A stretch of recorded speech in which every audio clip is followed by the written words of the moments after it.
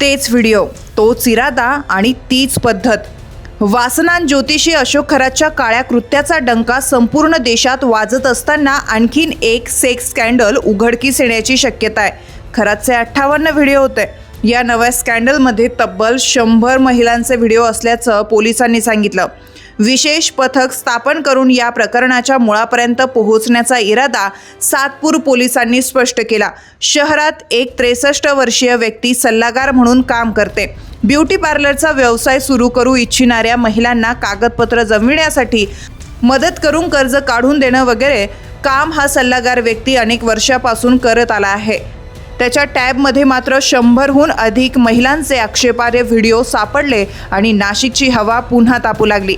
त्याच्याकडे 16 वर्षापासून काम करणाऱ्या एका कर्मचाऱ्याने 2 दिवसापूर्वी टॅब चोरला होता.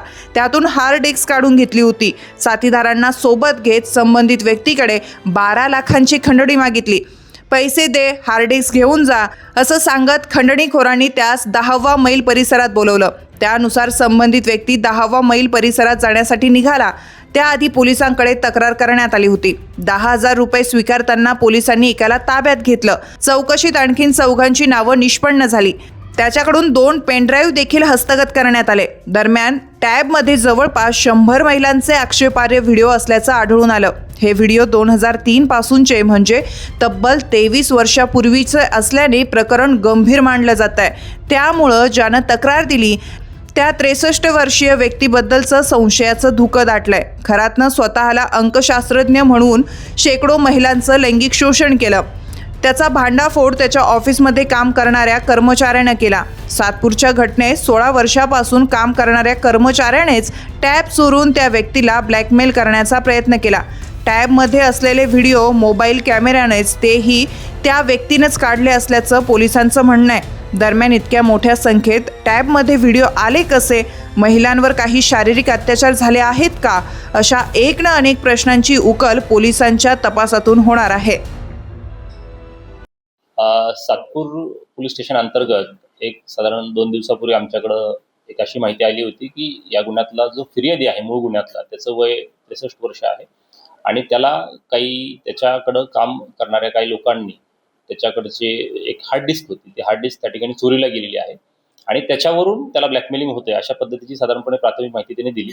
आणि त्या माहितीच्या आधारावरती मग सातपूर पोलीस असतील किंवा आमचे क्राईम ब्रांच असेल, त्यांनी काल रात्री एक जॉईंट ऑपरेशन केलं आणि त्याच्यामध्ये एकूण 4 आरोपींना आम्ही सध्या अटक केलेली आहे. त्या 4 आरोपींनी पैकी एक जो व्यक्ती आहे तो या आमच्या गुन्ह्यातला जो मूळ फिर्यादी आहे त्याच्याकडे तो ऑफिस बॉय किंवा त्याचा असिस्टंट म्हणून काम करायचा. साधारणपणे तो 2013 पासून वगैरे काम करायचा. बऱ्याच 16 वर्षापूर्वीपासून त्याच्याकडे काम करायचा. मध्ये त्याने काम सोडलं पण होतं. तर त्याचा देखील सहभाग असल्याचं निष्पन्न झालेला आणि त्याने त्याच्याकडे काम करत असताना ती हार्ड डिस्क जी आहे त्या हार्ड डिस्कमध्ये काही ऑब्जेक्शनेबल व्हिडिओज काही महिलांचे आणि काही फोटोज असल्याचं ते निदर्शनास आलं आणि ती हार्ड डिस्क त्याने चोरली आणि चोरल्यानंतर त्याला काही आर्थिक चणचणीमुळे किंवा इतर कुठल्या कारणांमुळे त्याने नंतर परत आपल्या मूळ गुन्ह्यातला जो फिर्यादी आहे, जो 63 वर्षीय इसम आहे, त्याला परत ब्लॅकमेल करायला सुरुवात केली. त्याच्यावरून त्याने सुरुवातीला एक 10,000 रुपयाची रक्कम देखील त्यांना दिली होती आणि परत नंतर अजून 12 लाख रुपयाच्या रकमेची त्याला मागणी होत होती आणि त्याच्यावरून तो पोलिसांना अप्रोच झाला होता. त्याच्यानंतर आम्ही एक डिटेल मी जसं आपल्याला सांगितलं की काल एक ऑपरेशन लॉन्च केलं आणि त्याच्यामध्ये एक ट्रॅप करून आम्ही जवळपास 4 आरोपींना पकडलेलं आहे.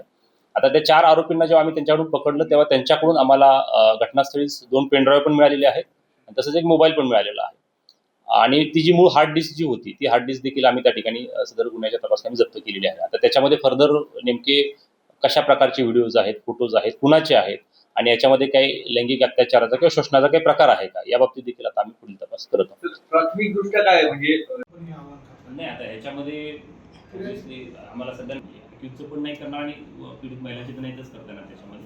परंतु जो 63 इयर्स ओल्ड आमच्यातला सोकॉल्ड सस्पेक्ट नागपूर परिसरातला तो राहणार आहे त्याच्यावर मी बोलतो. आरोपी विद्यार्थी